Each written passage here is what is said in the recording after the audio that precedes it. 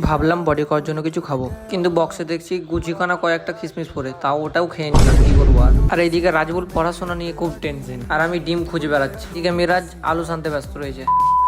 Good morning guys, welcome to my mini blog. তো সকাল সকাল তাড়াতাড়ি ঘুম থেকে উঠে যাওয়ার পর প্রতিদিনের মতো ব্রাশ নিয়ে ফ্রেশ হতে চলে যায় ওয়াশরুমে। তাড়াতাড়ি করে কলগেটটা ব্রাশে নিয়ে নেওয়ার পর দাঁতে এমন করে ঘুষলাম যেন দাঁত পুরো সাদা হয়ে গেল। তারপর ঘুমটাকে ছুটার জন্য মুখে পানি দিয়ে দিলাম।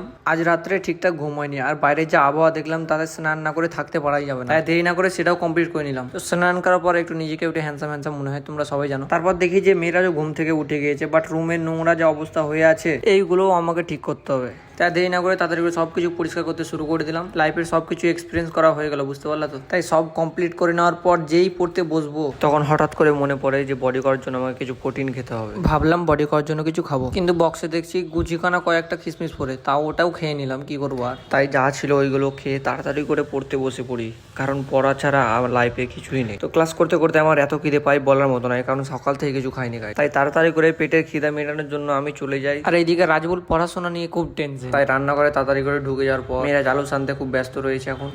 যাই হোক গাইজ, এতক্ষণে শান্তি হলো, সব খাবার দাবার পেটে যাওয়ার পর খুব শান্তি পেলাম। তো যাই হোক, আজকের মিনি ব্লগটা এত পর্যন্তই। তো আজকের মিনি ব্লগটা কেমন হয়েছে অবশ্যই তোমরা কমেন্ট করে জানাবা। আমি এখন পড়লাম ঘুমিয়ে, তো তোমরা লাইক কমেন্ট শেয়ার করে দেবা। দেখা হচ্ছে নেক্সট ব্লগে। তো বাই বাই।